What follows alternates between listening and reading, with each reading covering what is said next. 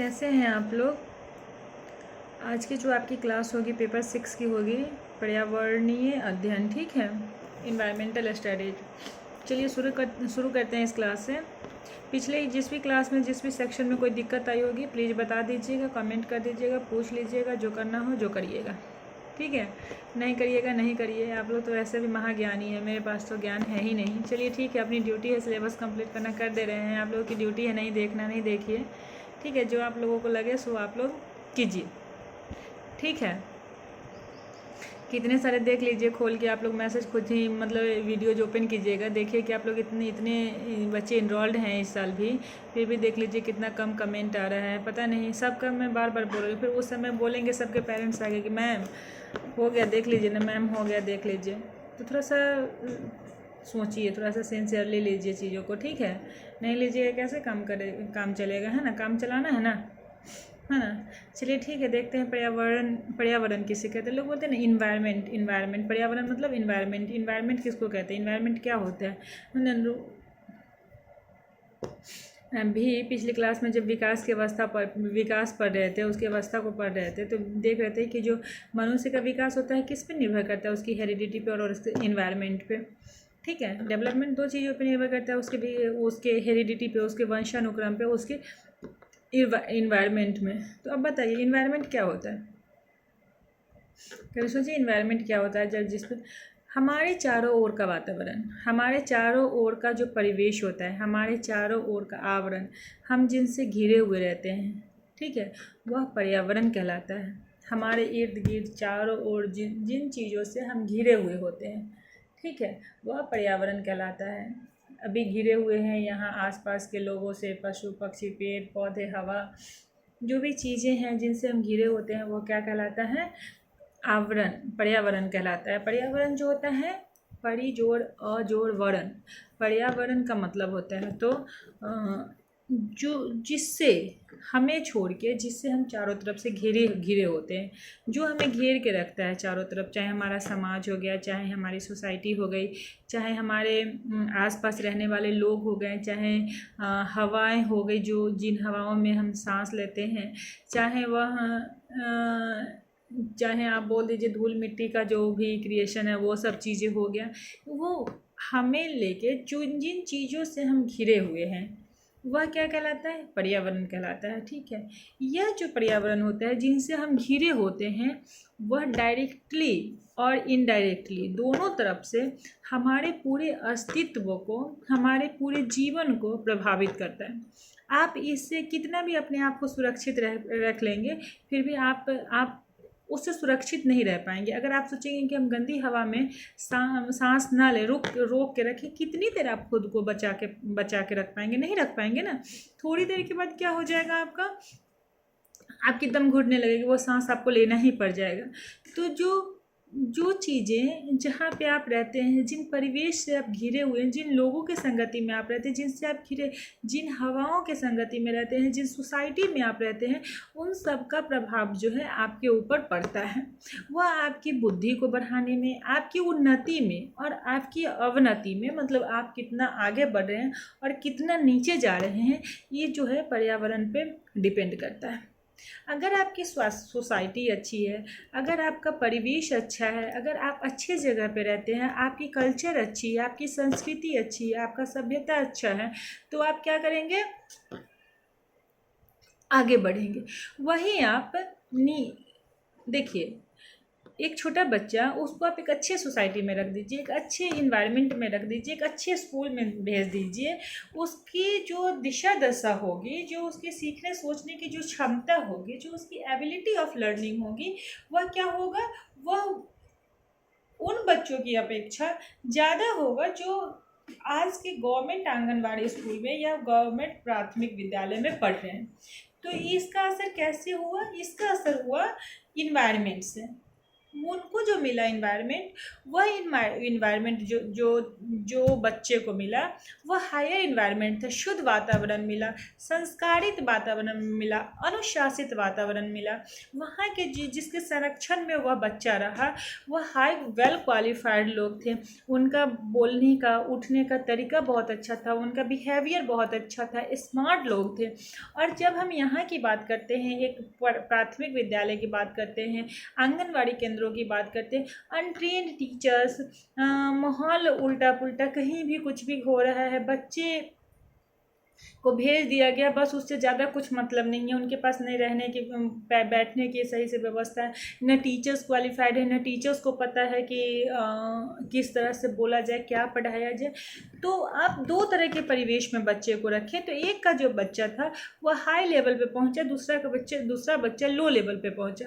तो यह टोटली कहाँ डिपेंड करता है? इन्वायरमेंट पे डिपेंड करता है। आज इंडिया में देखिए क्या चीज़ें हैं, जो स्कूल्स हैं, जो प्राइमरी प्री प्राइमरी मतलब उसको बोलते हैं ना, मॉन्टेसरी स्कूल या फिर प्ले स्कूल या सेकेंडरी हायर सेकेंडरी स्कूल्स जो भी हैं, इनमें फ़ी जो है वो वेरिएबल क्यों है?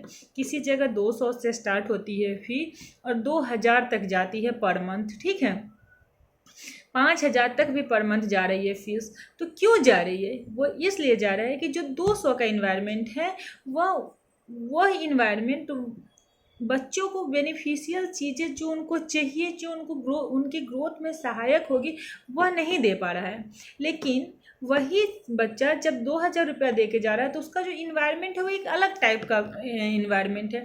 वहाँ पे बच्चा आसानी से चीज़ें एडॉप्ट कर लेगा, आसानी से वो उन्हीं चीज़ों को एडॉप्ट करेगा जो उनके डेवलपमेंट में सहायक होंगे। तो यह होती है इन्वायरमेंट। तो हमारे ओवरऑल डेवलपमेंट, हमारी पर्सनालिटी का डेवलपमेंट, हमारे व्यक्तित्व का डेवलपमेंट, हमारे ज्ञान का डेवलपमेंट, हमारे बौद्धिक स्तर का डेवलपमेंट, हमारे आध्यात्मिक स्तर का डेवलपमेंट, हमारे इंटेलेक्चुअल लेवल का डेवलपमेंट, जो भी हमारा आंतरिक विकास होता है वह जो होता है वह हमारे पर्यावरण पर डिपेंड करता है। पर्यावरण के माध्यम से हमारी शारीरिक कमियां भी दूर होती है, ठीक है। अगर हमें उचित देख रेख मिले, उचित खान पान मिले, हमारे उचित संरक्षण दिया जाए तो हमारा जो एक्सटर्नल ग्रोथ है वो भी जो है वो सही से चलता है, ठीक है। तो पर्यावरण चीज़ें क्लियर हो गई। पर्यावरण किसको कहते हैं? आपके आसपास के ऐसे आवरण जिससे आप घिरे होते हैं, जो आपके ओवरऑल डेवलपमेंट में, आपके सर्वांगीण विकास में, आपके शारीरिक, मानसिक, आध्यात्मिक, स्पिरिचुअल जितने भी आपका विकास की जो जितनी भी चीज़ें हैं उनमें सहायक होता है। वह विकास में आपका जो है उन्नति या अवनति का मार्ग प्रशस्त करता है। इसको इन्वायरमेंट कहते हैं, उसको पर्यावरण कहते हैं, ठीक है। पर्यावरण जो है भूमि, जल, वायु, क्षितिज, जलवायु, गगन समीरा, जो ये सारी चीज़ें जो हैं, भूमि, जल, वायु, इन सारी चीज़ों से जो मिलके है वह पर्यावरण बनता है, ठीक है। आसपास के लोग, जीव जंतु, ये सारी चीज़ें जो है मिलके क्या करती है? पर्यावरण का निर्माण करती है, ठीक है। यह पर्यावरण जो होता है पूरा ये नहीं है कि आप आज अच्छे वातावरण में है तो अच्छे नागरिक बन गए, कल आप खराब वातावरण में भी जाएंगे तो आपकी यह जो अच्छाई है आपके साथ रहेंगी, नहीं। आप आज अच्छे इन्वायरमेंट में रहें, आपको उचित शिक्षा दी गई है, उचित दिशा निर्देश दिया गया है, आप अच्छा ज्ञान ग्रहण कर लिए हैं, ठीक है, आप अच्छे आज के लिए अच्छे हैं। लेकिन कल जैसे ही आपका इन्वायरमेंट बदलेगा, आपकी सोसाइटी चेंज होगी, आपका जगह चेंज होगा, आपका जो ज्ञान का स्तर है, आपका जो बुद्धि का स्तर है वो वहाँ पे जाके उसी अनुरूप ढलने लग जाता है। मनुष्य में समायोजन करने की प्रवृत्ति होती है, तो वो जिस जगह पे जाता है, जैसा इन्वायरमेंट देखता है, वो खुद उस जगह में समायोजन कर लेता है। तो इन्वायरमेंट का प्रभाव उसके ऊपर डायरेक्टली या इनडायरेक्टली पड़ेगा ही पड़ेगा, ठीक है। आप अच्छे लोगों के बीच में रहिए, ठीक है। आप खराब सोसाइटी से आए हैं, खराब सोसाइटी का मतलब यह है कि जो इलिटरेट थे, जिनको पढ़ना लिखना बोलना चलना नहीं आता था, आप वहाँ से आए हैं, ठीक है। आप 10वीं कक्षा तक वहीं की स्टडी लिए, आपको हायर सोसाइटी में रखा गया, हायर स्कूल में डाला गया, अच्छी स्कूल में डाला गया, अच्छी जगह आपको डाला गया। तो क्या हुआ, यहाँ से जो चीज़ें आप सीख के लाए हैं, यहाँ पे जैसे पहुँचेंगे तो आपका धीरे धीरे जो आप में अवगुण था, धीरे धीरे धीरे वो सब धीरे धीरे समाप्त होते चलेगा, और फिर आप उस सोसाइटी से उस हायर सोसाइटी में खुद को एडजस्ट करने लगेंगे और उसी के अनुरूप खुद को ढालेंगे और वैसे ही बन जाएंगे। ठीक है, तो वो जो सोसाइटी का प्रभाव था आपके ऊपर पड़ा, आपके विवेक को प्रभावित किया, आपके ज्ञान को प्रभावित किया, आपके बौद्धिक स्तर को प्रभावित किया, और आप उसी तरह बन गए। एक हायर सोसाइटी के लड़के को आप ले आके किसी तरह से लोअर सोसाइटी में डाल दें, सभ्य समाज में डालें, शिक्षित समाज में डालें, तो उसका जो ज्ञान है धीरे धीरे मूर्खों के साथ रह के वो मूर्ख ही बन जाएगा। उसके बोलने का ढंग, उसके बिहेवियर का ढंग ऑटोमेटिकली चेंज हो जाएगा। क्यों चेंज हो जाएगा? कि जो जिस समूह में वह रहता है, जिस जगह पे वह रहता है, जिस परिवेश में रहता है, तो सारा का सारा परिवेश ही वैसा है। वह अगर कुछ बोले, वह शुद्ध भाषा का यूज करे, तो लोग उसको महाज्ञानी कह के उसी को टॉन्ट कर करके उसको बर्बाद कर देंगे। तो आप नहीं चला सकते इस तरह से जीवन। तो जहाँ आपका परिवेश है, जिस तरह के इन्वायरमेंट में आप जा रहे हैं, रह रहे हैं, उसका प्रभाव जो है आपके बौद्धिक क्षमता को, आपके आध्यात्मिक क्षमता, आपके जीवन स्तर को पूरी तरह प्रभावित करता है। और इसका प्रभाव आपके विकास में, आपकी उन्नति में, आपकी अवनति में, आपकी गति में प्रभावित करता है। ठीक है, तो हमेशा आदमी कोशिश करता है कि जो वातावरण है वह वातावरण हमारा कैसा होना चाहिए? शुद्ध स्वच्छ वातावरण चाहिए, हेल्दी वातावरण चाहिए, हेल्दी इन्वायरमेंट चाहिए, हाइजीन इन्वायरमेंट चाहिए। ठीक है, तो यह सब चीज़ें हम लेके चलते हैं। समझ में आ गया इन्वायरमेंट किसे कहते हैं? आप लोगों का इन्वायरमेंट कैसा है आप लोग खुद ही ध्यान देंगे, समझ में आएगा कि इन्वायरमेंट किसको कहते हैं। ठीक है, इन्वायरमेंट के जो पर्यावरण के हैं वह प्रमुख जो हैं कुछ फैक्टर्स हैं। ठीक है, कुछ प्रत्यक्ष कारक होते हैं, कुछ अप्रत्यक्ष कारक होते हैं। तो जो प्रत्यक्ष कारक होते हैं उसमें धरती, लोग, जीव जंतु, प्रायः यही सब चीज़ें शामिल होते हैं। जिसमें अप्रत्यक्ष कारक होते हैं उसमें हवा, पानी, है ना, उसके बाद हवा हो गया, पानी हो गया, लाइट हो गया, मतलब प्रकाश हो गया। ठीक है, ये सारी चीज़ें जो हैं अप्रत्यक्ष कारक में। वैसे कारक जो आपको डायरेक्टली प्रभावित करते हैं, जिनको आप डायरेक्टली देख सकते हैं, वह प्रत्यक्ष होता है। जिसको हम महसूस करते हैं, जिसको जो हमारे लिए ज़रूरी होता है, वो अप्रत्यक्ष कहलाता है, जिसको हम नहीं देख सकते हैं। ठीक है, तो प्रत्यक्ष कारक और अप्रत्यक्ष कारक हम देख लिए। प्रत्यक्ष कारक में भूमिगत, तापक्रम, जलवायु सब होगा। ठीक है, ये सब चीज़ें जो इसका है वो अप्रत्यक्ष कारक हो गया। ठीक है, उसके बाद उसकी स्थिति क्या होती है? ठीक है, देखिए जैसे कि जो धरती पे हम रह रहे हैं उस धरती की ऊंचाई क्या है, उसकी समुद्र तल से दूरी क्या है, वह अभी मान लीजिए अभी हम इस जगह पे रह रहे हैं, तो इस जगह पे देखें कि नदी से कितना दूर है, यहाँ पे पहाड़ पठार तो नहीं है, यहाँ पे पेड़ पौधे लगे हैं कि नहीं लगे हैं, यहाँ के जीव जंतु, यहाँ पे किस प्रकार के जीव जंतु निवास कर रहे हैं, है ना, क्या 24 घंटा यहाँ पे मानसून का मौसम कैसा है, 24 घंटे बारिश तो नहीं हो रही है, या नॉर्मल वातावरण है, नॉर्मल इन्वायरमेंट है।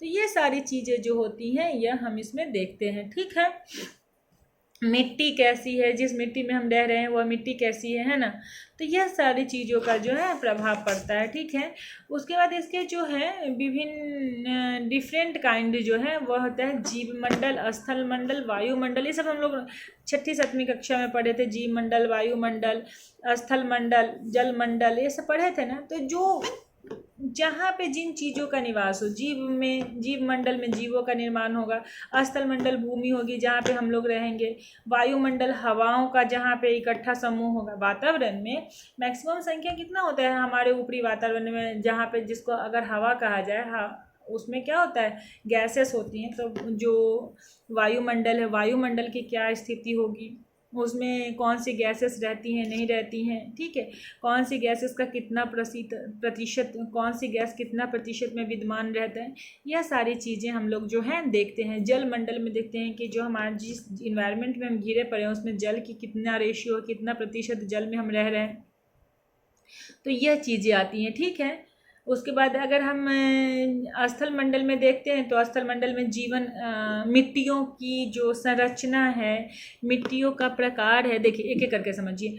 जीव मंडल में जीवों की स्थिति, जितने भी जीव हैं सजीव निर्जीव, उन जीवों की स्थिति, उनके बारे में अध्ययन जो है, उनका जो उसमें रहन सहन, किस तरह से वह जीवित रहते हैं, किस पे निर्भर करते हैं, किस तरह की प्राकृतिक संसाधन की उनको आवश्यकता होती है, यह हम जीव मंडल के अंतर्गत देखते हैं। स्थल मंडल के अंतर्गत देखते हैं जो स्थल है, हमारा जो भूमि है, जो मृदा है, उस पर जब जहाँ पे हम रहते हैं वो किन चीज़ों से मिलके बना है, उनकी विभिन्न परतों का निर्माण कैसे हुआ, वह किस तरह से, हम जिस मृदा पर रहते हैं उसके कितने प्रकार हैं। मृदा, मिट्टी के अपने प्रकार होते हैं ना, तो मिट्टी की अपनी कितनी प्रकार है, किस प्रकार की मिट्टी उपजाऊ होती है, किस प्रकार की मिट्टी बंजर होती है, कहाँ पे हम ज़मीन पे खेती कर सकते हैं, कहाँ पे नहीं कर सकते, कहाँ पे पठारी भूमि है, कहाँ पे पहाड़ी भूमि है, यह सब चीज़ें जो है स्थल मंडल के अंतर्गत आता है। उसके बाद वायुमंडल, वायुमंडल जो हमारे ऊपरी आवरण है, हमारे इस वातावरण के जो ऊपरी आवरण है वह वायुमंडल कहलाता है। वायुमंडल में हम यह देखते हैं कि हम किन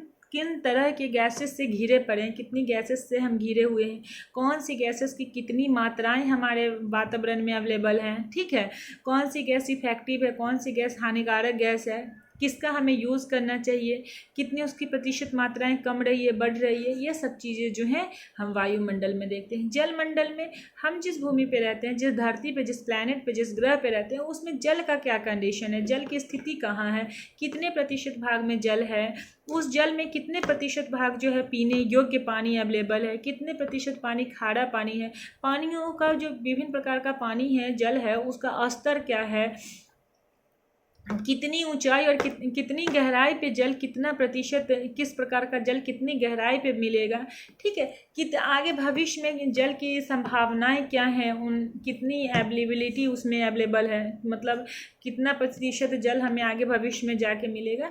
तो यह जो है हम इसके विभिन्न जो 4 अंग हैं वातावरण के, उसमें प्राकृतिक वातावरण के, उसमें हम देखते, ठीक है। तो ये सब इसमें विभिन्न प्रकार की मिट्टियों का जिक्र किया गया है, तो यह सब आप देख लीजिएगा, ठीक है। पर्यावरण का मानव जीवन पे क्या महत्व है, लिख लेंगे, ठीक है। सांस्कृतिक पर्यावरण, सांस्कृतिक पर्यावरण में क्या होता है, वैसा पर्यावरण जिसमें मनुष्य अपनी बुद्धि से, जो अपने ज्ञान से, जो अपने पीढ़ियों और परंपराओं से जो पर्यावरण का निर्माण करता है वह सांस्कृतिक पर्यावरण कहलाता है, ठीक है। सांस्कृतिक पर्यावरण में मनुष्य क्या करता है, इंसान, आप, हम क्या करते हैं, हम अपने इन्वायरमेंट को, हम अपने वातावरण को, हम अपने परिवेश को अपने अनुरूप बना लेते हैं, जैसा हमें चाहिए। मतलब ऐसा नहीं, एक मनुष्य थोड़ी वातावरण का निर्माण कर सकता है, मनुष्य जो है विभिन्न प्रकार के समूहों से मिलकर समाज का निर्माण होता है। तो जो एक सुव्यवस्थित समाज, एक सुसंस्कृत समाज, एक सभ्य समाज, एक स्वस्थ वातावरण का निर्माण करता है, ठीक है। तो वह अपने अनुरूप, उसकी एक अपनी नियम हो जाती है, अपना कल्चर हो जाता है, अपना एक नॉर्म्स हो जाता है, एक रूल रेगुलेशंस हो जाते हैं। तो एक मनुष्य अपनी संस्कृति, अपनी सभ्यता, अपनी जो भी उसकी कल्चर्स है उसको आगे बढ़ा के उसमें इम्प्लीमेंट करके अपने ज्ञान से, अपने नॉलेज से, अपने व्यवसाय से, जो भी और करता है उससे उसको अपने अनुरूप बनाने का प्रयास करता है, तो सांस्कृतिक वातावरण कहलाता है, ठीक है। सांस्कृतिक वातावरण में जो है वह विभिन्न जाति, धर्म, मनुष्य का स्वास्थ्य, शारीरिक रचना, ये सब चीज़ें जो है सांस्कृतिक वातावरण में आता है। तो जो वेरिएबल है, जो मनुष्य चेंज कर सकता है, मनुष्य क्या कर सकता है, चेंज कर सकता है, अपने अनुरूप बढ़ा घटा सकता है, अपने अनुरूप बना सकता है।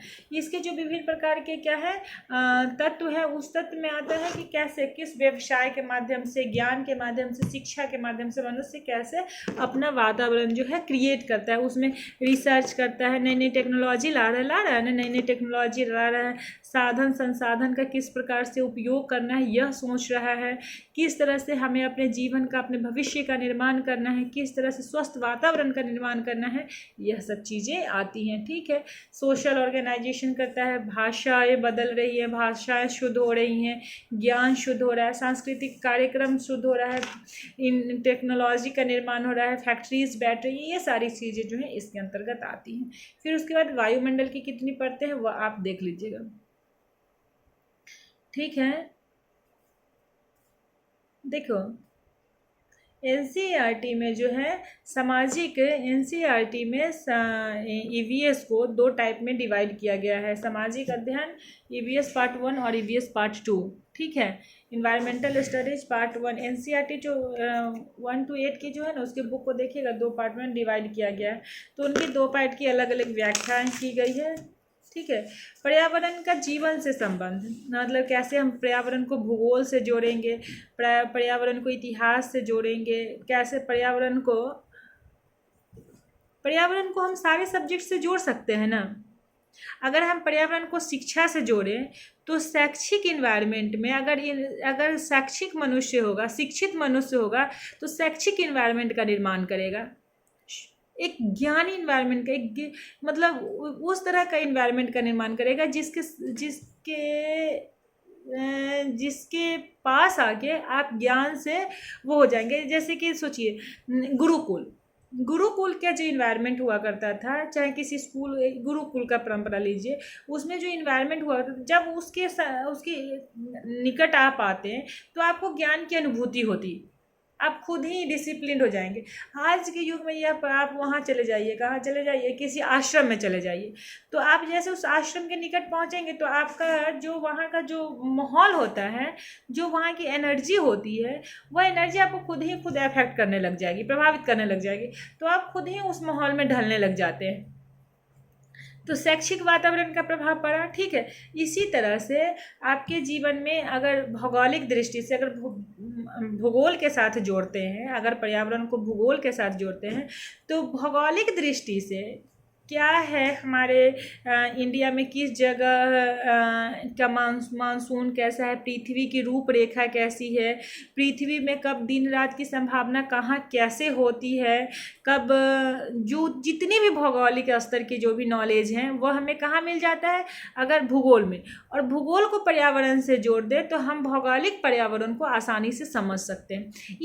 इसी तरह से अगर हम इतिहास को भूगोल से जोड़ें तो हमारे इतिहास में क्या हुआ है उसका ज्ञान लेके हम आगे भविष्य का निर्माण कर सकते हैं। तो हमारा जो भविष्य होगा, उसका जो पर्यावरण होगा मोस्ट इफेक्टिव होगा। तो हम इस तरह से पर्यावरण को विभिन्न सब विषयों के साथ जोड़ सकते हैं, राजनीति के साथ। आज राजनीतिक पर्यावरण गरमाया हुआ है, एक दूसरे से लड़ने काटने में, पक्ष विपक्ष के चक्कर में। तो राजनीतिक पर्यावरण राजनीतिक वातावरण कैसा है, आजकल हाई टेम्पर पे चल रहा है। तो हम पर्यावरण को विभिन्न सेक्शन में जोड़ सकते हैं, ठीक है। कैसे उसको राजनीति में जोड़ेंगे, कैसे उसको इतिहास भूगोल नागरिक में जोड़ेंगे, कैसे फिजिक्स केमिस्ट्री मैथ्स में जोड़ेंगे। एक घटना घटित हुई अभी, सूर्य का प्रकाश हम तक आया, क्यों आया, यह वातावरण का ही अंग है ना। सूर्य का प्रकाश हमारे तक आ रहा है तो ये एक वातावरण का, क्यों आया, कैसे आया, ये हम फिजिक्स में पढ़ लेंगे, फिजिकल इन्वायरमेंट में पढ़ लेंगे। समझ में आ गया, चीजें क्लियर हो गई। इसी तरह से हम पर्यावरण को विभिन्न चीजों में जोड़ते हैं, ठीक है।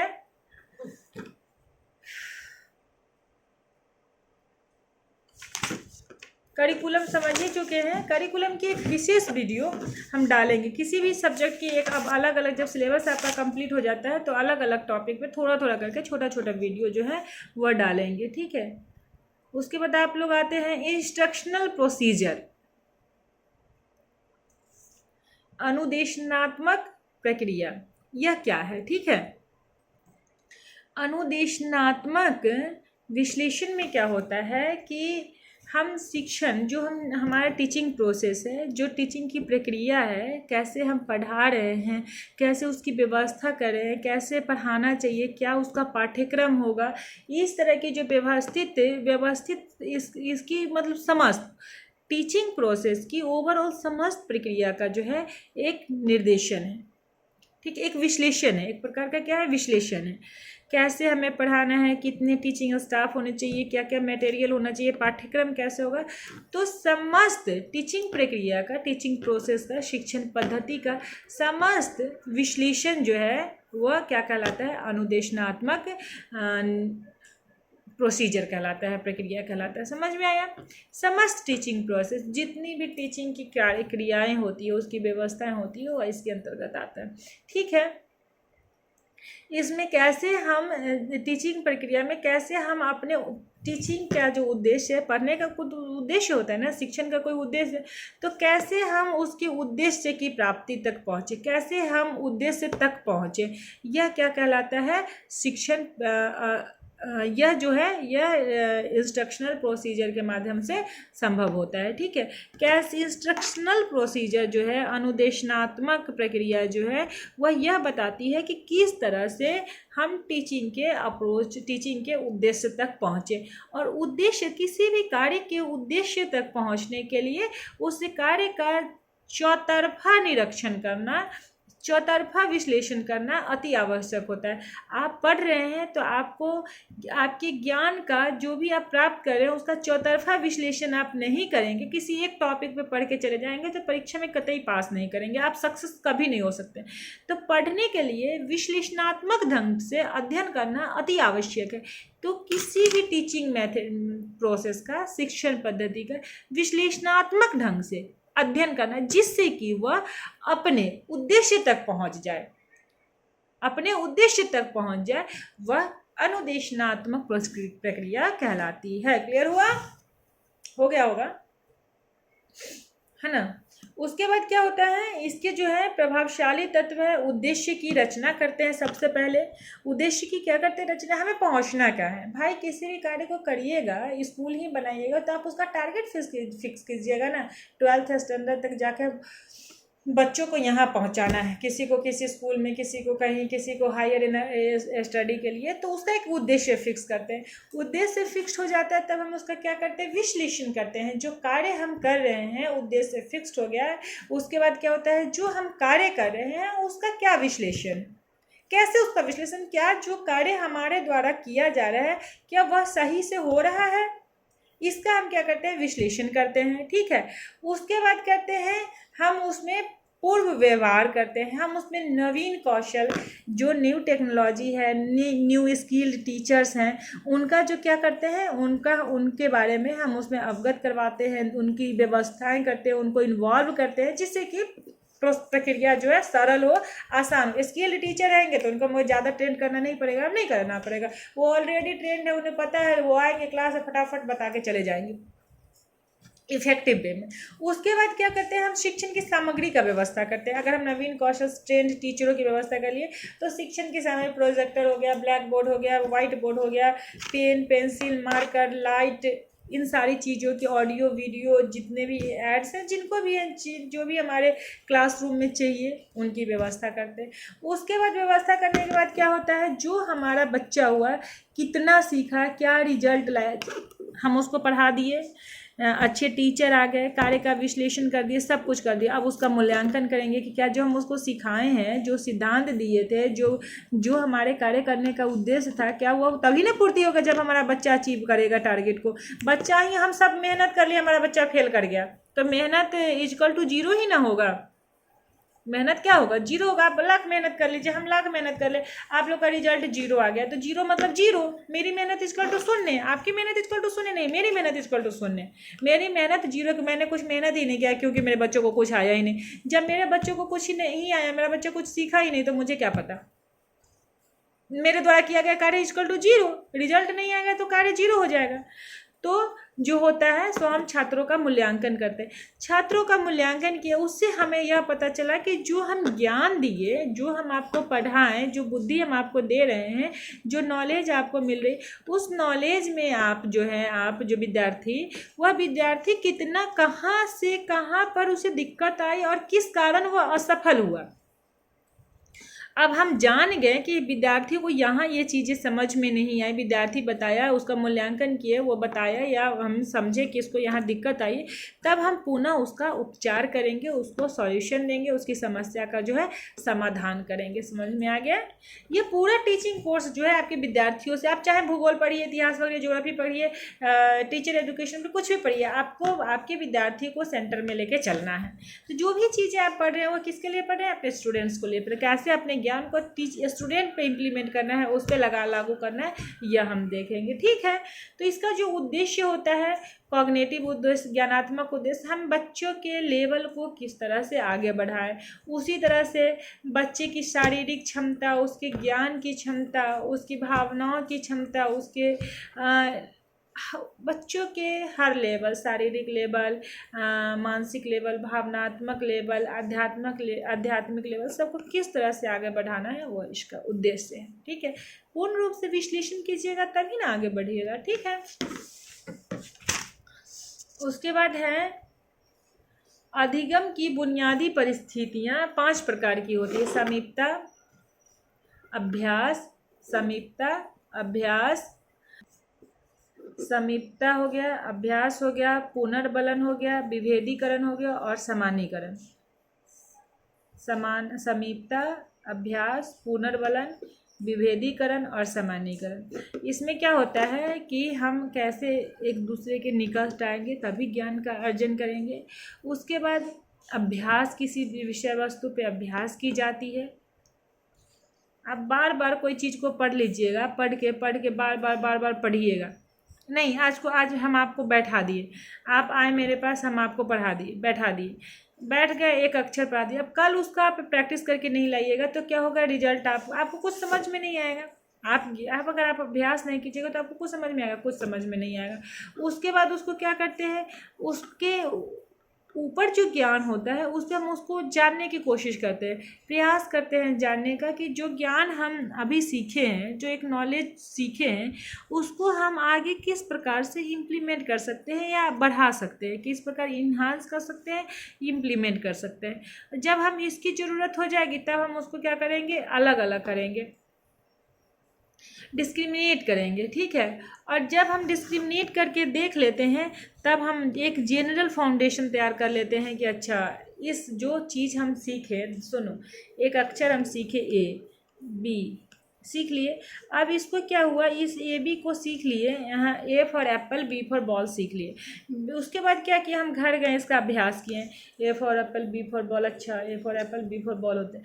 अब उसको हम क्या किया, सोचे तो अच्छा ए फॉर एप्पल होता है तो ए फॉर एप्पल की जगह पे कुछ एंड भी तो हो सकता है, एंड भी तो हो सकता है, एरोप्लेन भी तो हो सकता है। अच्छा, ये बुद्धि लगाए, अब बुद्धि लगा दिए तब अच्छा, ए फॉर दो चीज़ें बन सकती है, ए फॉर दो वर्ड्स बन सकते हैं, एप्पल भी बन सकता है, एंड भी बन सकता है, अच्छा एंड एरोप्लेन भी बन सकता है। तो हम 3 वर्ड्स बना दिए। अब अलग कर दिए इसको कि ए फॉर 3 चीज़ें बन गए। अच्छा, तो हम एक जनरल बुद्धि लगा के एक जनरल तौर पे सोचे कि ए से हम मेनी वर्ड्स बना सकते हैं। समझ में आया, ए से हम क्या कर सकते हैं, मेनी वर्ड्स बना सकते हैं। क्लियर हो गया। तो यह अधिगम की जो हमारी लर्निंग प्रोसेस होती है इन चीज़ों में निर्भर करती है। कोई चीज़ जब हम समीप लाते हैं, या हम ज्ञान के समीपस्थ आते हैं, या टीचर के समीपस्थ आते हैं, या बुक के समीपस्थ आते हैं, हम जब कोई चीज़ सीख रहे होते हैं, ले रहे होते हैं, लेने के बाद हम उसका अभ्यास करते हैं, अभ्यास करने के बाद हम उसको क्या करते हैं, पुनर्बलन पे जोड़ देते हैं, उसके बाद हम उसको विभक्त करते हैं, और तब हम एक सिंपल से सोच लेते हैं अपने दिमाग में कि अच्छा, एक जनरल फार्मूला तैयार हो गया कि ए फॉर 3 चीज़ें, 4 चीज़ें, मेनी चीज़ें हो सकती हैं, ठीक है।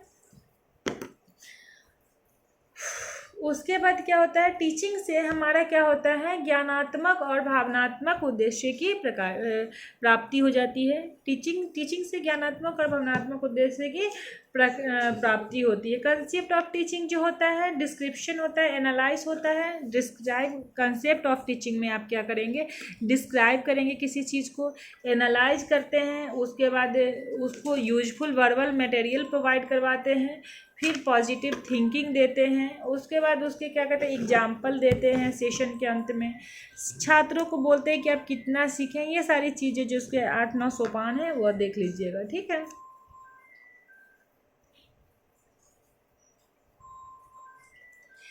Use of teaching of concept, teaching concept का हम क्यों यूज़ करेंगे। जो टीचिंग कंसेप्ट है कि हमको बच्चे को कैसे पढ़ाना चाहिए, क्यों पढ़ाना चाहिए, टीचिंग कंसेप्ट में ये उसके टीचिंग कंसेप्ट जो होते हैं, हम बच्चे को क्यों पढ़ा रहे हैं, किस लिए पढ़ा रहे हैं, हमारा बच्चा कितना, स्टूडेंट जो है, छात्र, वह कितना सीख रहा है, क्या उसके सीखने से उसको कोई पॉजिटिव दिशा मिला है कि नहीं मिला है, उसके बाद क्या वह जो सीख रहा है वह सही से सीख रहा है कि नहीं सीख रहा है, ज्ञान का भंडारण उसके अंदर में कितना हो रहा है। यह सब चीज़ें जो है टीचिंग कंसेप्ट है। तो इसकी आवश्यकता क्यों पड़ती है, बच्चों की बुद्धि के विकास का मूल्यांकन करने के लिए, उसकी बुद्धि को बढ़ाने के लिए, उसको सभ्य नागरिक बनाने के लिए, उसको उचित शिक्षा प्रदान करने के लिए, उसका ज्ञानात्मक, भावनात्मक जो 3 प्रकार का डेवलपमेंट है, कॉग्निटिव, अफेक्टिव, साइकोमोटर, उनके डेवलपमेंट को बढ़ाने के लिए, ठीक है।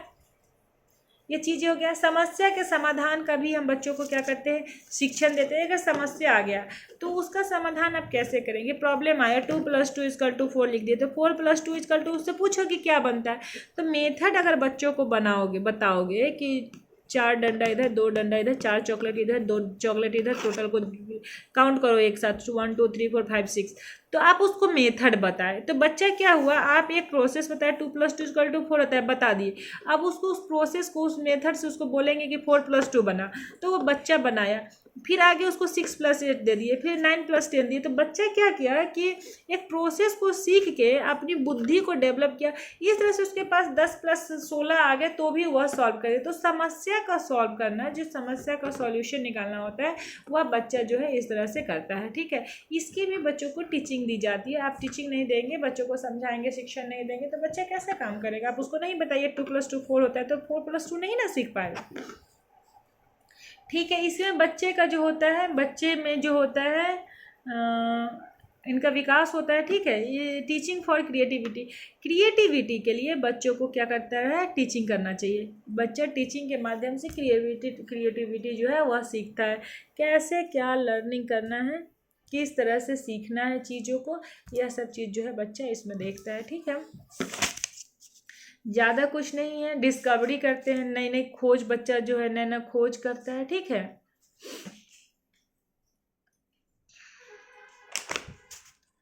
जो इनके फेज ऑफ स्किल लर्निंग है, टीचिंग ऑफ स्किल्स। स्किल्स का क्या मतलब होता है, किसी विशेष चीज़ में, स्किल मतलब कौशल, किसी विशेष वस्तु ज्ञान में, किसी विशेष वस्तु में आप विशिष्ट ज्ञान को हासिल करते हैं। किसी विषय वस्तु में जब आप विशिष्ट ज्ञान को हासिल करते हैं तब वह आपका स्किल कहलाता है। किसी विषय वस्तु में, किसी विशेष टॉपिक में, किसी विशेष सब्जेक्ट में जब आप विशिष्ट ज्ञान को हासिल कर लेते हैं, विशिष्टता को हासिल कर लेते हैं, तो वह आपका क्या कहलाता है, स्किल कहलाता है। वो आपका स्किल बन जाता है, आप उसमें दक्ष हो जाते हैं। ठीक है, किसी भी चीज़ में, चाहे आप कंप्यूटर में हो, मैकेनिक में हो, आप वायर फिट करने में हो, आप सब्जी बनाने में हो, रोटी बनाने में हो, जो भी चीज़ में आप निपुणता को हासिल कर लेते हैं, आप विशिष्ट उसके उसमें आप पूर्णतः निपुण हो जाते हैं। वह जो भी चीज़ था, जो भी ज्ञान की जो चीज़ें हैं वह आप में अंदर समाहित हो गई, मतलब आप, ठीक है, स्किल्ड हो गए। तो कह रहा है कि फेज ऑफ स्किल क्या है, स्किल की जो है वह 5 सोपान दी गई हैं। ठीक है, स्किल में क्या है, कौशल का विश्लेषण, कौन सी स्किल आपके अंदर होनी चाहिए, इसका हम क्या कहते हैं, पहले उसका विश्लेषण करते हैं। और विश्लेषण करने से पहले हम अपना पूर्ण ज्ञान देखते हैं कि हम में कौन सा ज्ञान अवेलेबल है। उस ज्ञान पे हम क्या करते हैं, पूर्ण ज्ञान देखेंगे, फिर हम अपने अंदर के ज्ञान को विशिष्ट करने की कोशिश करेंगे। क्या करेंगे, विशिष्ट करने की कोशिश करेंगे। अगर हमें पढ़ाना अच्छा लगता है तो हम यह देखेंगे कि हम किस सब्जेक्ट में ज़्यादा अच्छा पढ़ा सकते हैं। फिर उसको पढ़ाने के लिए फिर हम जिस सब्जेक्ट को जानने की कोशिश करेंगे, यह कोशिश करेंगे कि हम इस सब्जेक्ट में अच्छा पढ़ा सकते हैं, तब हम फिर उस सब्जेक्ट को जानने का कोशिश करेंगे, प्रयास करेंगे। उसके बाद हम उसके विशेष सब्जेक्ट में, अगर मान लीजिए कि हमें पढ़ाना है, हमें आपको टीचर एजुकेशन पढ़ाना है बहुत अच्छे से, तो हम उसको हम टीचिंग करने लगेंगे, हम जानेंगे कि हम टीचिंग करें। अब हम टीचिंग हम सारे सब्जेक्ट को नहीं, हम साइकोलॉजी अच्छे से पढ़ा सकते हैं, तब हम साइकोलॉजी पे सोचेंगे। साइकोलॉजी को सोच लिया, अब हम साइकोलॉजी के लिए ट्रेनिंग को सोचेंगे। जब हम ट्रेनिंग को सोचेंगे कि हमें कहाँ से साइकोलॉजी की ट्रेनिंग प्राप्त होगी, तो हम ट्रेनिंग लेंगे। ट्रेनिंग लेने के बाद क्या करेंगे, लेक्चर, जब हम ट्रेनिंग ले लिए, ट्रेंड हो गए, तो हम लेक्चर देने की कोशिश करेंगे, हम उस पर बोलने के प्रयत्न करेंगे, उस पर अपने ज्ञान को बांटेंगे, इन्हांस करेंगे। उसके बाद हम कैसे करेंगे, एक ऐसी व्यवस्था उत्पन्न करेंगे जिससे कि लोग हमसे आके सीखें, लर्निंग ले। उसके बाद क्या करेंगे, जब सब कुछ हो गया तब हम क्या करेंगे, अपने ज्ञान का प्रचार प्रसार करेंगे। समझ में आ गया, तब हम उसका काम पे लग जाते हैं। अगर मान लीजिए कि कोई मैकेनिक है, वो पहले अपने आप को जाना, देखा कि हमें क्या आता है, तो देखा कि हमें लाइट फिटिंग करने आता है, तो लाइट फिटिंग का वह सामान देखा, उसमें अब लाइट फिटिंग करना है, तो वो अपना पॉइंट बना लिया कि हमें लाइट फिटिंग करना है, लाइट फिटिंग करना है। तब वह क्या किया कि अब लाइट फिटिंग से रिलेटेड जितनी भी चीज़ें हैं उसको देखना, उसको पढ़ना, उसमें रिसर्च करना प्रारंभ कर दिया। रिसर्च करना प्रारंभ कर दिया, तब क्या हुआ, उसमें वह स्किल्ड हो गया, उसके पास उसकी नॉलेज आ गई। तब वह क्या किया, नॉलेज आ गई, तब वह लोगों को प्रशिक्षण देने का कार्य शुरू कर दिया, लोगों को बताना शुरू कर दिया। वो उसके लिए वह एक अच्छा मतलब ऑनलाइन क्लासेस ले रहा है, ऑफलाइन क्लासेस ले रहा है, लोगों को बुला रहा है कि भाई देखिए हमें यह ज्ञान है, काम करके दिखा रहा है। तो इससे क्या हुआ कि लोग आएंगे, उसके स्किल को देखेंगे, वो स्किल जो होता है उसका अंग बन जाता है। ठीक है,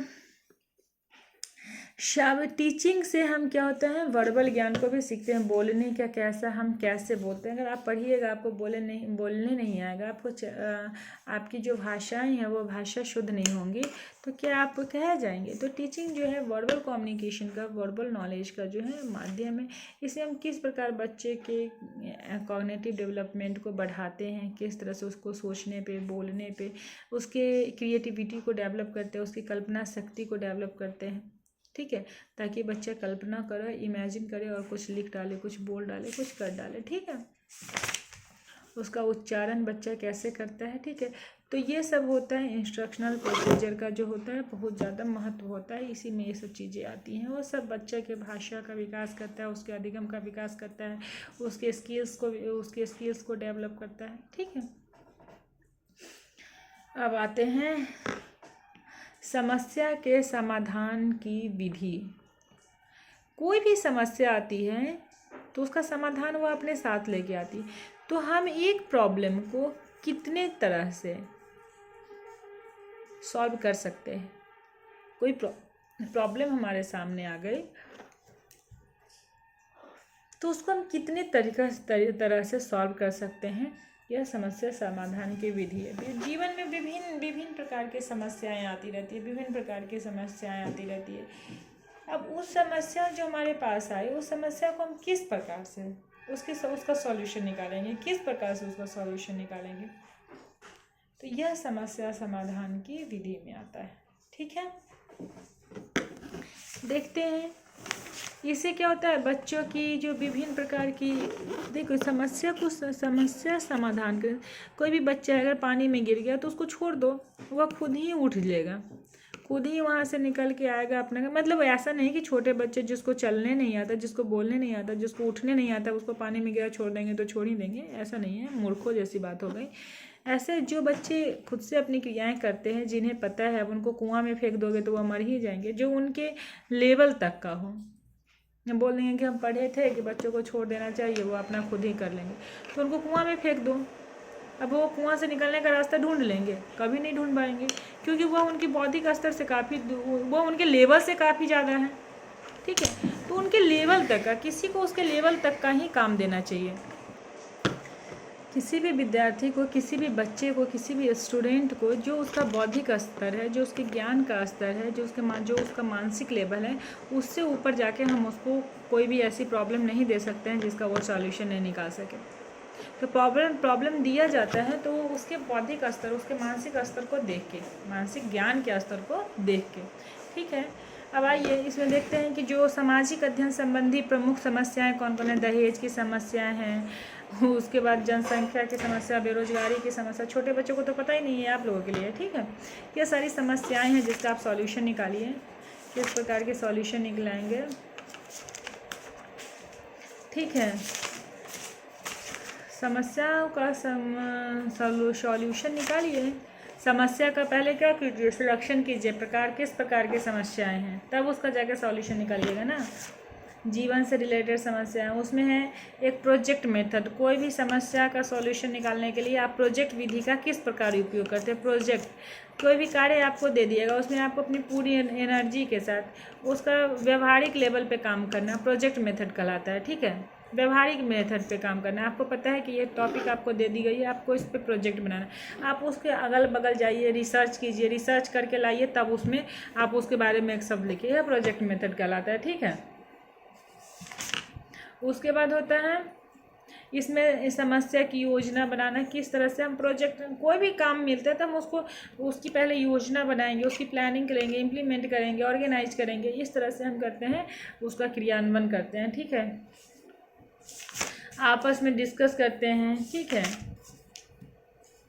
उसके बाद अगर एक है प्रोजेक्ट मेथड, फिर हम क्या करते हैं, इंक्वायरी करते हैं। इंक्वायरी मेथड, कोई टॉपिक आपको दी गई, आप टॉपिक दी गई, आपको बोल दिया गया कि इस पे आप रिसर्च करो, आप उस पे जाके, जैसे जनसंख्या की प्रॉब्लम है, तो जनसंख्या की प्रॉब्लम में आप जाएँ एक लोगों के पास मिले, उनसे पूछें, उनसे जानने की कोशिश की कि जनसंख्या क्यों बढ़ रहा है, क्या कारण है, तो ये इंक्वायरी मेथड में आता है। ठीक है, आप इंक्वायरी कीजिए क्यों कर रहे हैं, ये काम क्यों हो रहा है, कि इसके पीछे की क्या वजह है। ठीक है, उसके बाद होता है सोर्स मेथड, कि अगर आपको अभी आज के दिल्ली के पॉल्यूशन पे काम करना है, तो आप उस पर विभिन्न प्रकार के रिसोर्सेज से पता कीजिए कि दिल्ली का पॉल्यूशन इतना ज़्यादा कैसे हुआ। विभिन्न प्रकार के सोर्सेस को इकट्ठा कीजिए, देखिए कि पहले पॉल्यूशन इतना था, आज पॉल्यूशन इतना ज़्यादा बढ़ा, तो जो पहले के लेवल से आज बढ़ा वह क्यों इतना ज़्यादा बढ़ा, उसके पीछे की जो वेरिएबल फैक्टर्स थे वह क्या क्या थे।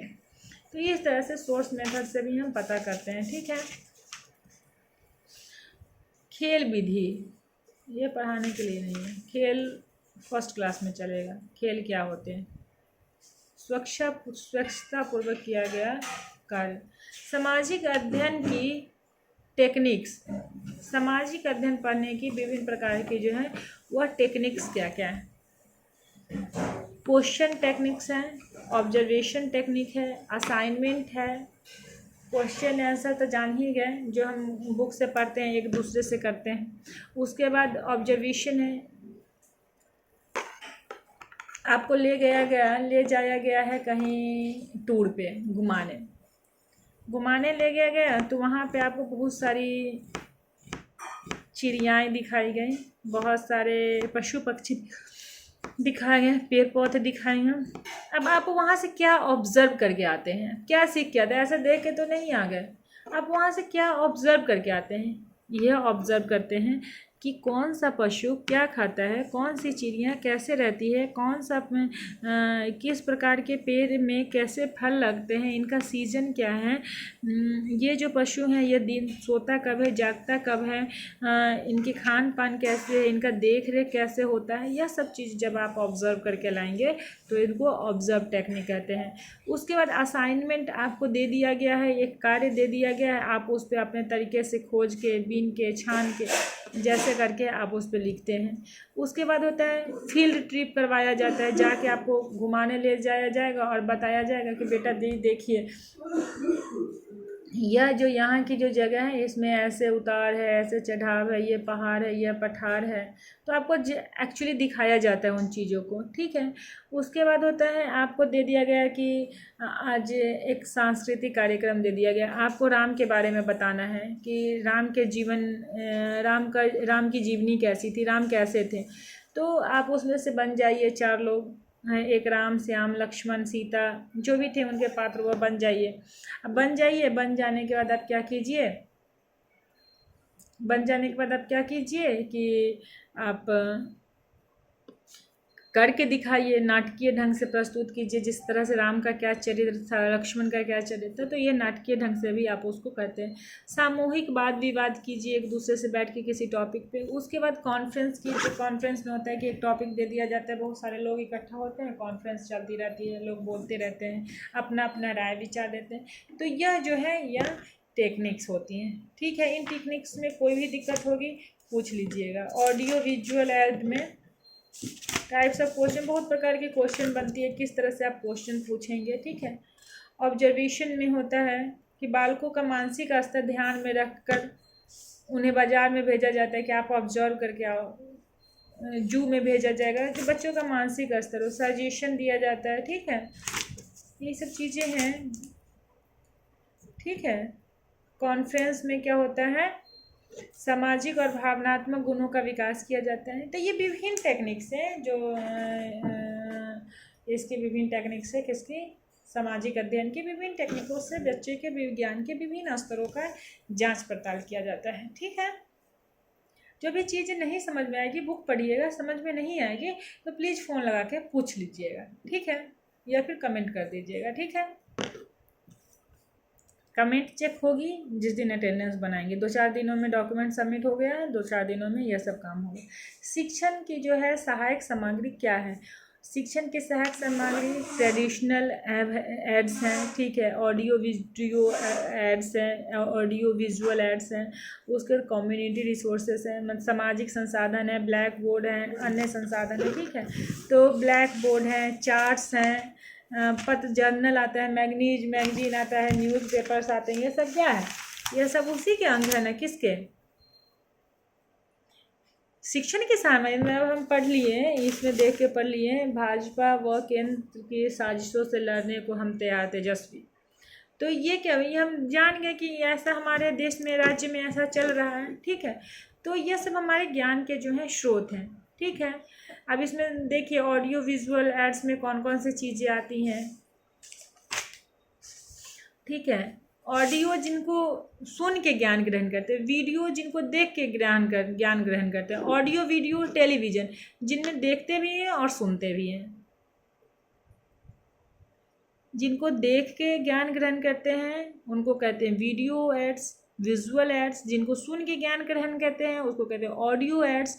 जिनको सुन के और देख के दोनों करके ज्ञान ग्रहण करते हैं उनको ऑडियो वीडियो एड्स कहते हैं, ऑडियो विजुअल एड्स, ठीक है। सिनेमा हो गया, टेलीविज़न हो गया, वीडियो टेप हो गया, मोबाइल फ़ोन हो गया, ठीक है। समझ में आ गया, यही सब चित्र हैं।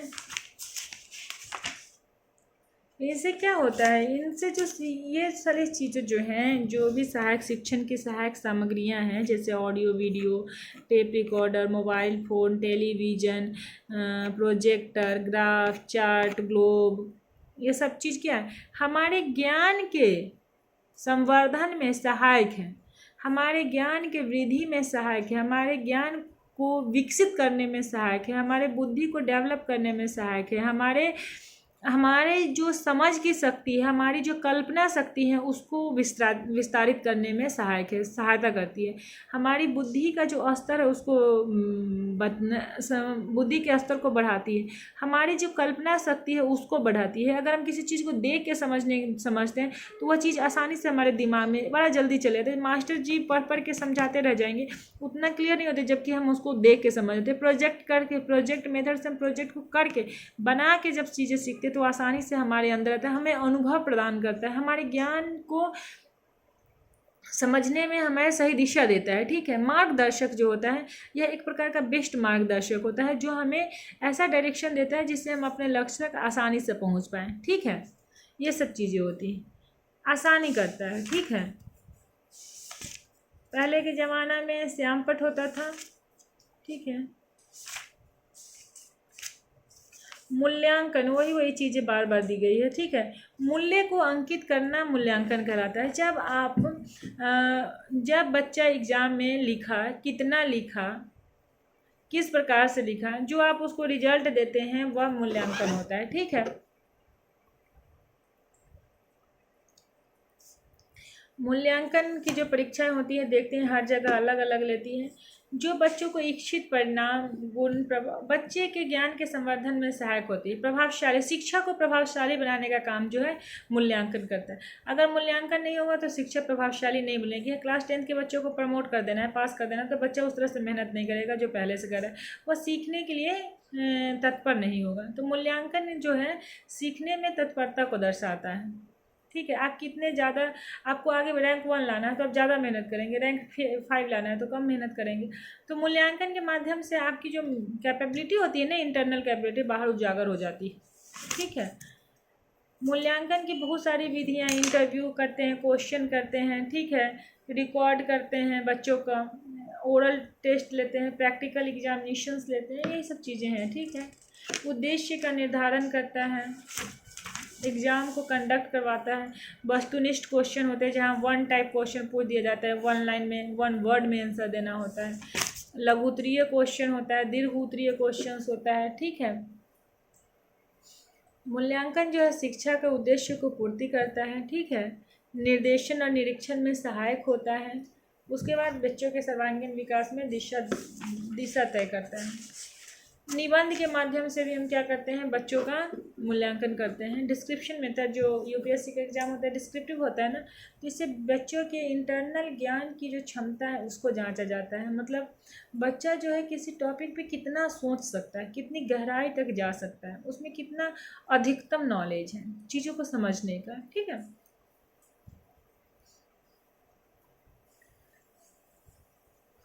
उसके बाद है आपका विषय सामग्री का संवर्धन। इसमें पर्यावरण के कंसेप्ट ऑफ इन्वायरमेंट दिया गया है। कंसेप्ट ऑफ इन्वायरमेंट में इन्वायरमेंट किसको कहते हैं जान लिए हैं, हमारे जो चारों तरफ घिरी हुई चीज़ें हैं उसको कंसेप्ट इन्वायरमेंट कहते हैं। ठीक है, यह मनुष्य कुछ भी हो सकता है, इसमें जितनी भी चीज़ें अवेलेबल है आप देख रहे हैं वह सब होता है। ठीक है, उसके बाद इसमें होता है कि जो इन्वायरमेंट को प्रभावित करने वाले प्रमुख कारक कौन कौन से हैं। इकोलॉजी है, प्रदूषण है, प्राकृतिक संसाधनों का संरक्षण है, उसके बाद वन्य जीवों का संरक्षण है। पर्यावरण संबंधी सरोकार तथा समस्याएं, कंसर्न तथा प्रॉब्लम। इन्वायरमेंटल कंसर्न और उसका प्रॉब्लम क्या है। तो जो पारिस्थितिकी है, इकोलॉजी है, वह अभी एक न्यू सब्जेक्ट आया है। ठीक है, उसके बाद हम संरक्षण कैसे करते हैं किसका, जो प्राकृतिक संसाधन है, वन्य जीव है, उसका कैसे संरक्षण करते हैं, उसका देख रेख करेंगे, उसका क्या करेंगे, संरक्षण करेंगे। ठीक है, सॉरी, पॉल्यूशन है, यह सब चीज़ पर्यावरण के ही अंदर आता है। देखो इसमें पॉल्यूशन आप जानते हो, प्राकृतिक संसाधनों का संरक्षण कैसे करना है वो पता है, वन्य जीवों का संरक्षण कैसे करना है वो जानते ही हो। अब हम इसमें जानते हैं एक नया वर्ड है इकोलॉजी। इकोलॉजी क्या होता है यह समझते हैं, यह एक नया शब्द है, अभी तक नहीं सुने हैं ना। पारिस्थितिकी, अभी समझते हैं कि पारिस्थितिकी जो है वह क्या होता है। इकोलॉजी का जो अर्थ होता है वह अर्थ होता है आवास या घर या रहने का स्थान, वैसा स्थान जहाँ जीव एक दूसरे के साथ किस संबंध के साथ रहते हैं। जीव है ना, हम हैं, आप हैं, मवेशी हैं, जानवर है, पेड़ पौधे हैं, जो जीव हैं एक दूसरे के साथ किस संबंध के साथ रहते हैं, उनके बीच का इंटर रिलेशन क्या है, अंतर संबंध क्या है, उनका एक दूसरे के साथ पारस्परिक संबंध क्या है। इकोलॉजी बताता है कि इकोलॉजी मतलब होता है संबंध, आवास, रहने का स्थान, जगह। तो जो इकोलॉजी सब्जेक्ट है वह यह बताता है कि जो जीव हैं, विभिन्न प्रकार के जीव हैं ना धरती पे, वह विभिन्न प्रकार के जीव एक दूसरे के साथ कैसे रहते हैं, एक दूसरे के साथ उनका रिलेशन क्या है, उनका संबंध क्या है, किस प्रकार वह अपना जीवन यापन करते हैं, किस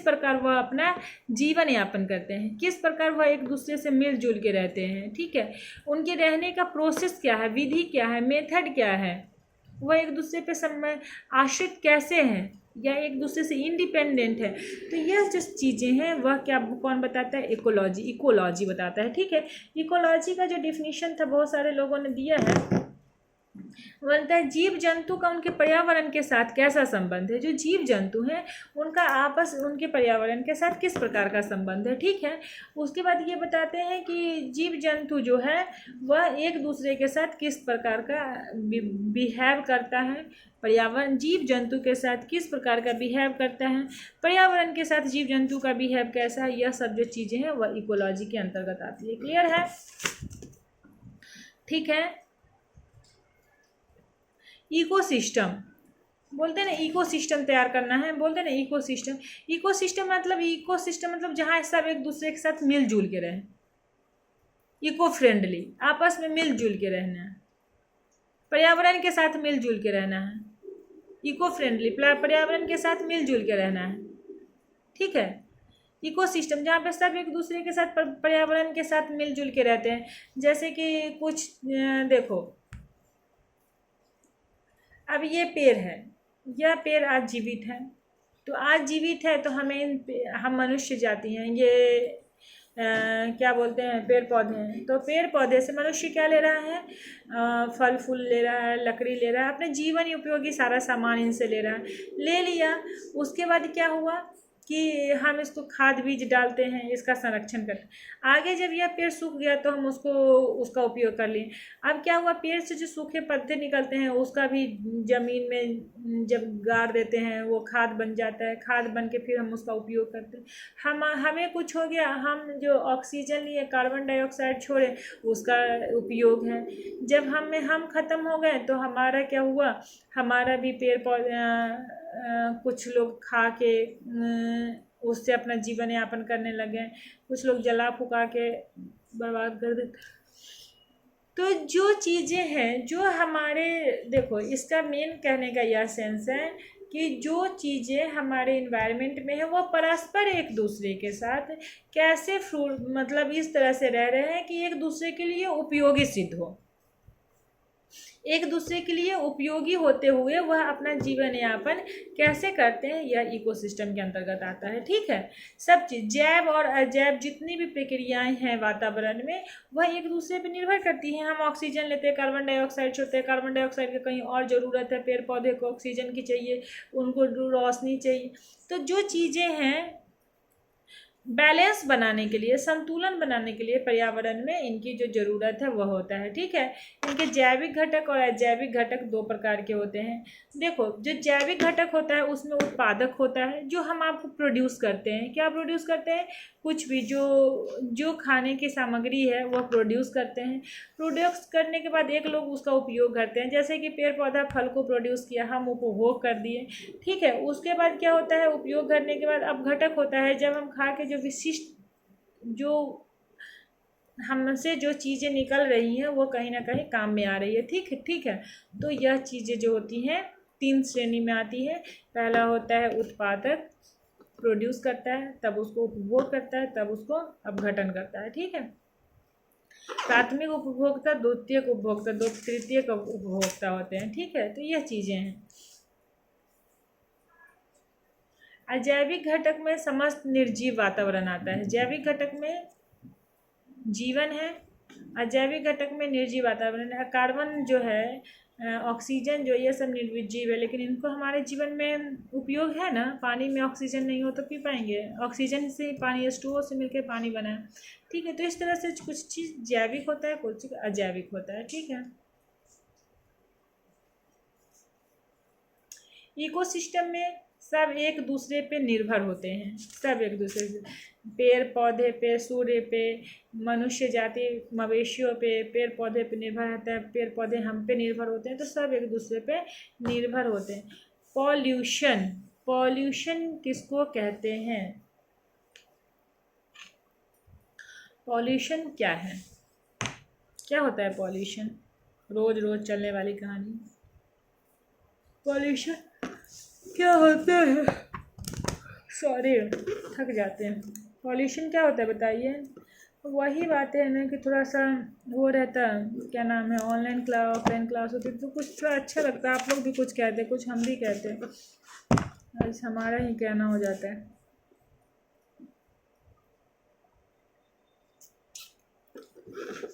चलिए पॉल्यूशन शुरू करते हैं। पॉल्यूशन जो होता है, पॉल्यूशन का मतलब होता है कि कोई चीज़, किसी भी चीज़ में उसकी शुद्धता का नष्ट होना, शुद्धता का खत्म होना। हवा में उसकी जो शुद्धता है वह खत्म हो गई, पानी में जो उसका गुण है वह खत्म हो गया, जीवन में शुद्धता खत्म हो गई, हम अशुद्ध हो गए। जहाँ से शुद्धता का खत्म होना जब हो, जिसमें जो शुद्धता पाई जाती है, जब वह शुद्धता खत्म हो जाती है, चाहे आंशिक रूप से खत्म हो चाहे पूर्णतः खत्म हो जाए, तो वह अशुद्ध हो जाता है, वह पॉल्यूटेड हो जाता है। समझ में आ गया। तो हवा जो है पॉल्यूटेड है, पानी जो है पॉल्यूटेड है। तो क्यों पॉल्यूटेड है, उसकी शुद्धता जो है खत्म हो गई है। क्या हो गई है, उसकी शुद्धता खत्म हो गई है। ठीक है, शुद्धता का खत्म होना पॉल्यूशन कहलाता है। एक लाइन में समझ लीजिए, शुद्धता का खत्म होना जो है पॉल्यूशन कहलाता है। और पॉल्यूशन का आपने विभिन्न प्रकार की परिभाषा है वह देख लीजिएगा। ठीक है, विभिन्न प्रकार की पॉल्यूशंस हैं, किस किस प्रकार की पॉल्यूशन है देख लीजिएगा, आप पढ़ लीजिएगा। पॉल्यूशन का क्या कारण है वह भी जल प्रदूषण, कौन कौन प्रदूषण, वायु प्रदूषण, रेडियो एक्टिव प्रदूषण। ठीक है, गर्मी में लू चलना, ये सब ताप प्रदूषण है। गर्मी में लू चलना, वायु चलना, सब क्या है, ये ताप प्रदूषण है। ठीक है, gamma rays, alpha beta raise का जो है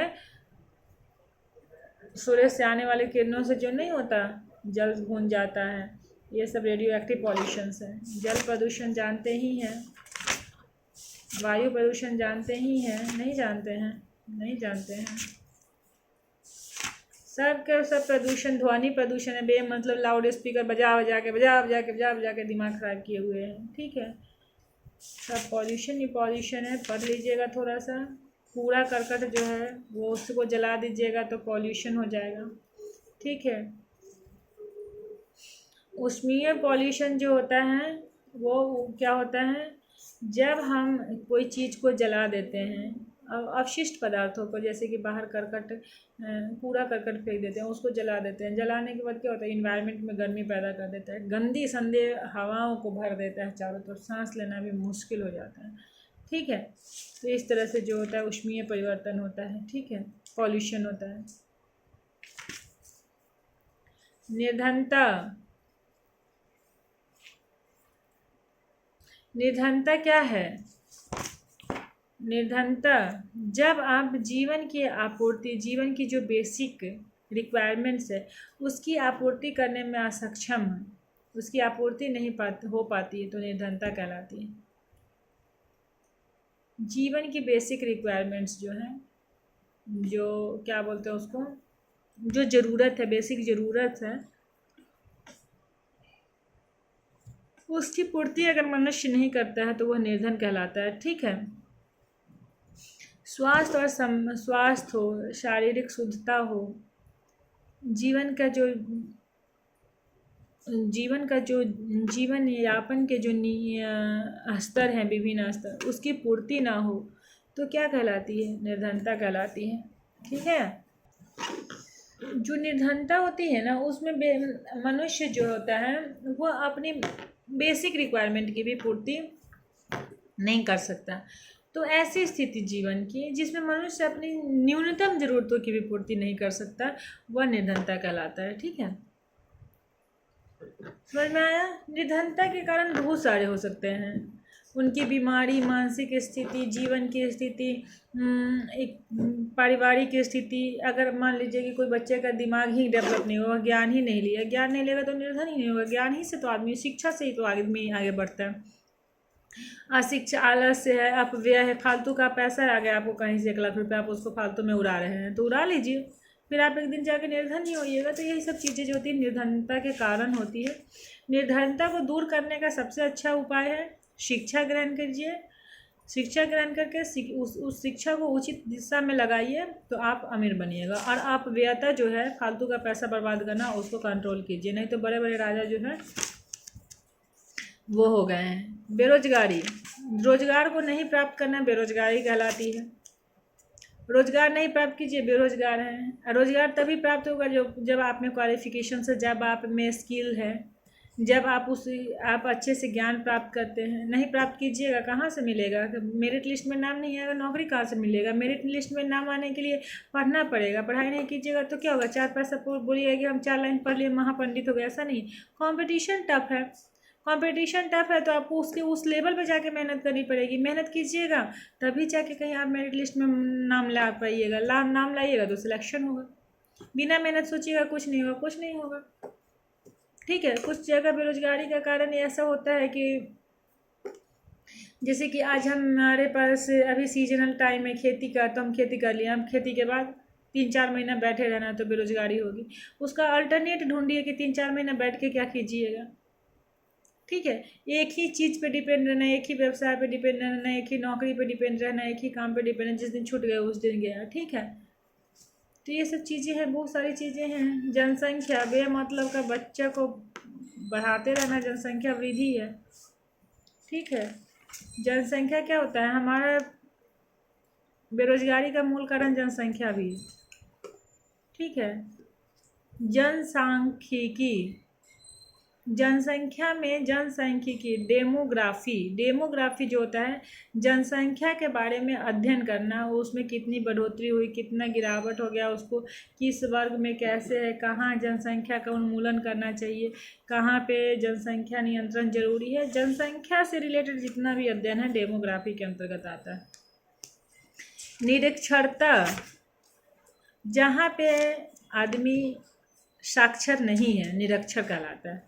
तो निरक्षरता का रेशियो आज के पेपर में आया हुआ था कि बिहार जो है वह किस स्थान पे आ रहा है पता नहीं, मतलब लास्ट के कुछ स्थान में है साक्षरता के, मतलब नंबर ऑफ पीपल कितना शिक्षित है और कितना अशिक्षित है, यही निरक्षरता और साक्षरता बताते। सबको पढ़ाइए, सबको ज्ञान दीजिए, प्रौढ़ शिक्षा हो, ठीक है।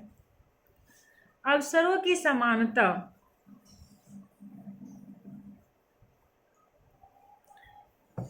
समानता मतलब सब लोगों को समान अधिकार, चाहे वह लड़का हो, चाहे लड़की हो, चाहे स्त्री हो, चाहे पुरुष हो, चाहे जाति किसी ब्राह्मण जाति का, चाहे शूद्र जाति का, सबको एजुकेशन में समान अधिकार मिलना ही समानता का अधिकार कहलाता है। सबको समान अधिकार दीजिए, किसी से जाति, लिंग, भाषा, धर्म के आधार पर भेदभाव नहीं कीजिए, ठीक है। करिएगा तो जाइएगा, आपका देश पिछड़ेगा, राष्ट्र पिछड़ेगा, समाज का निर्माण नहीं होगा, ठीक है। जो कोई किसी धर्म से आ गया, कोई किसी गांव से आ गया, किसी की क्षेत्रीय भाषा कुछ है, किसी की क्षेत्रीय भाषा कुछ है, तो हम इसके आधार पर एक दूसरे का पैर न खींचे, उनको सम्मान दे, उस सम्मान के साथ आगे बढ़े, सीखे, दूसरे की भाषाओं को सीखे। ये नहीं कि दूसरे की भाषाओं में कमियां निकालने लग जाए, उसको सीखिए, उसमें कुछ अच्छाई होगी उसको ग्रहण कीजिए। अगर आप मल्टीपल लैंग्वेज जानेंगे तो ये नहीं है ना कि आपकी बुद्धि का ह्रास होगा, बुद्धि का विकास ही होगा। सम्मान दीजिए दूसरे को, ठीक है। नारी संरक्षण नियम आया, इसमें क्या हो गया, नारी को 1990 में आया स्त्री अधिनियम। इसमें स्त्रियों के अधिकार की जिक्र की गई, स्त्रियों के लिए समानता का नियम लाया गया, स्त्रियों की शिक्षा के लिए नियम लाया गया, वर्तमान में स्त्री की दशा को सुधारने का नियम लाया गया। तो यह सारी चीज़ें आ गई, ठीक है। मानवाधिकार का नियम, अल्पसंख्यक रक्षण आयोग आया 1992 में। जितने भी अल्पसंख्यक थे उनके लिए यह नियम लाया गया कि उनको किस तरह से पढ़ाना है, किस तरह से लिखाना है, किस तरह से उनको उचित दिशा देनी है, समाज से उनका स्तर किस तरह से बढ़ाना है, किस तरह से वो समाज में बाकी लोगों के बराबर खड़े हो सके, किस प्रकार की ज्ञान दी जाए, किस प्रकार की शिक्षा दी गई।